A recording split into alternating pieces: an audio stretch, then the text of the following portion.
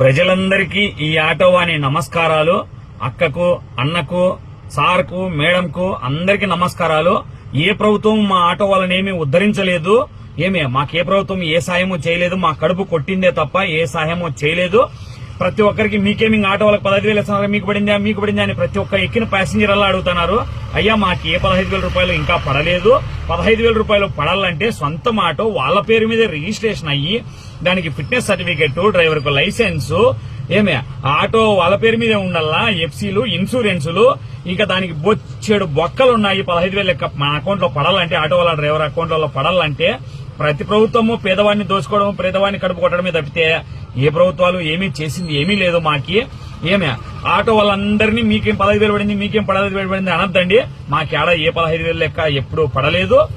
ఆ 15,000 లెక్క పడాలంటే ఈ ఆటోకి మేము అన్ని రిజిస్ట్రేషన్లు అన్ని చేయించుకునేసరికల్లా మా తలకాయల ప్రాణం తోగలేకొస్తుంది. ఏదో కూలీనాలో చేసుకోలేక ఏదో ఈ ఆటో నేర్చుకున్నాము, ఈ ఆటో తోలుకుంటున్నాము అంతే తప్పితే మాకు ఏ డబ్బులు 15,000 రూపాయలు పడలేదు. 15,000 పడాలంటే దానికి చాలా ప్రాసెస్ ఉంది. ప్రతి ఒక్క ఆటో డ్రైవర్ కు ప్రభుత్వం ఏమీ సహాయం చేయలేదు. మీరందరూ మమ్మల్ని దొబ్బొద్దండి.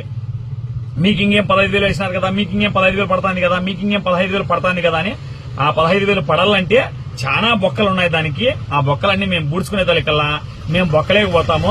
దయచేసి మమ్మల్ని క్షమించండి. ఆటో వాళ్ళను, నన్ను కూడా క్షమించండి. ఏమైనా తప్పుగా మాట్లాడంటే 15,000 అందరికీ వర్తించదు, అది కొంతమందికే. దయచేసి గమనించండి.